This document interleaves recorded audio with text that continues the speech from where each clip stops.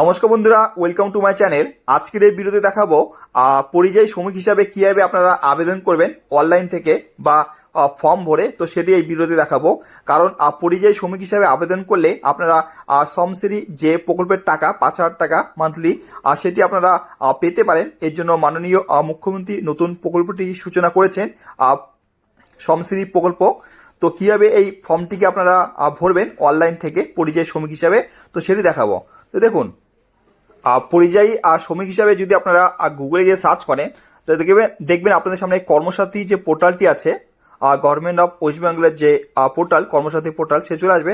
তো জাস্ট এর উপর ক্লিক করুন, কর্মসাথী পোর্টাল। আপনাদের সামনে কর্মসাথী পোর্টালের যে পেজটি দেখুন, গভর্নমেন্ট অফ ওয়েস্ট বেঙ্গলের এটি পেজ কর্মসাথী পোর্টাল, সেটি চলে আসবে পরিযায়ী শ্রমিক হিসাবে। তো এখানে আবেদন করতে পারেন আপনারা।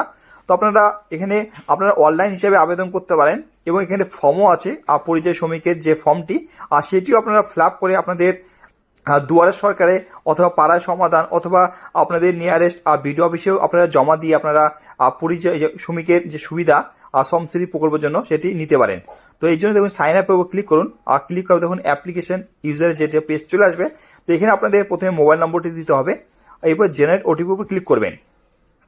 এটা অনলাইন ফর্ম কীভাবে ভরতে হয় সেটি দেখাচ্ছি আপনাদের সামনে। তো জাস্ট ক্লিক করলে আপনাদের সামনে ওটিপি চলে আসবে মোবাইল নম্বরটি দেওয়ার পরে, আর সেই ওটিপি নম্বরটা দিয়ে নেবেন। আর দেওয়ার পরে ভ্যালিডেটের উপর ক্লিক করবেন।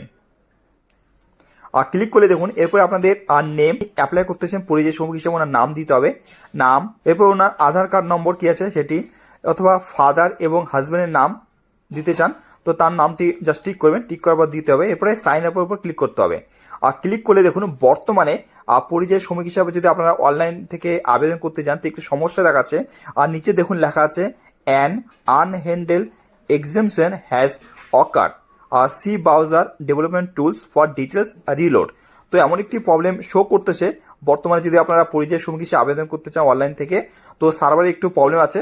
তো আমি আপনাদের এখন দেখাবো ফর্মটি কীভাবে ভরতে হয়, অফলাইনের মাধ্যমে আপনারা জমা করতে পারেন সেটিকে কীভাবে ফর্মটি ভরতে হয় বা ফর্মটি কীভাবে পাবেন সেটা দেখাবো আমি আপনাদের। দেখুন, এই আশা পরে এই যে দেখুন লেখা আছে ডাউনলোড অ্যাপ্লিকেশন ফর্ম। তো জাস্ট এরপর ক্লিক করুন। আর ক্লিক করলে পরিযায়ী শ্রমিকের যে ফর্মটি আছে আবেদনের ফর্মটি, আর সেটি আপনাদের সামনে চলে আসবে। তো আপনারা এটিকে পিডিএফ করে, আপনার পিডিএফ আকারে আছে, তো এটিকে আপনারা ডাউনলোড করে আর সেটিকে ফিল আপ করতে হয় কীভাবে সেটি আমি এখন আপনাদের দেখাবো। দেখুন, এখানে লেখা আছে আবেদনপত্র, তো ব্যক্তিগত তথ্য। তো এখানে যে পরিযায়ী শ্রমিক হিসাবে আবেদন করতেছেন সেখানে আবেদনকারীর নাম, তো ওনার নাম দিতে হবে এখানে প্রথমে।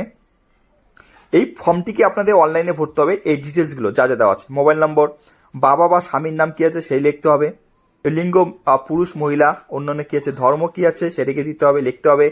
এরপর আপনার জাতি মানে SC ST OBC বা UR মানে জেনারেল ক্যান্ডিডেট নাকি, সেটিকে টিক করবেন বা লিখে দিবেন।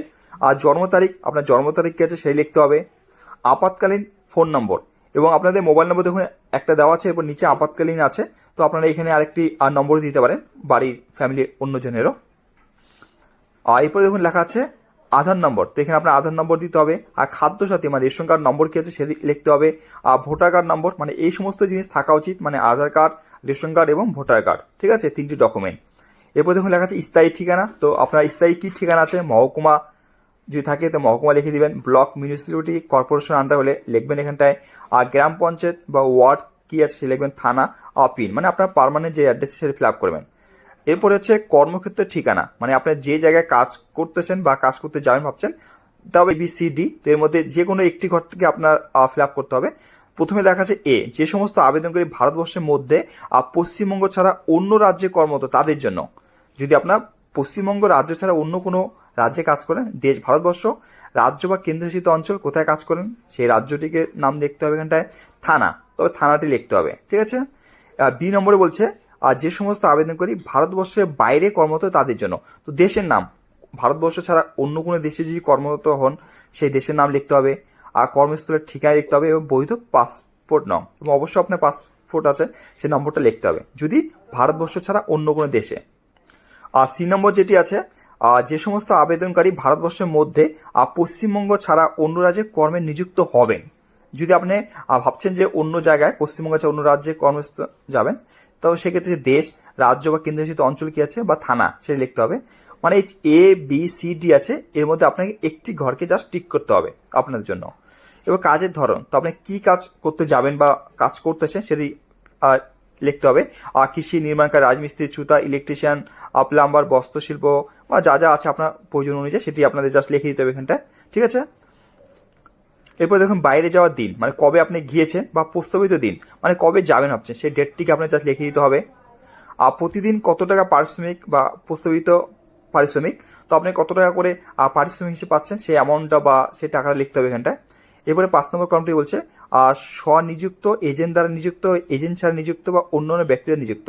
তো আপনি কীভাবে সেই অন্য রাজ্যে কাজ করতেছেন, সেটা এজেন্টের থ্রুতে বা নিজের থেকে বা অন্য কারো হলে তার ওনার অ্যাড্রেস, মোবাইল নম্বর জাস্ট এখানে লিখতে হবে।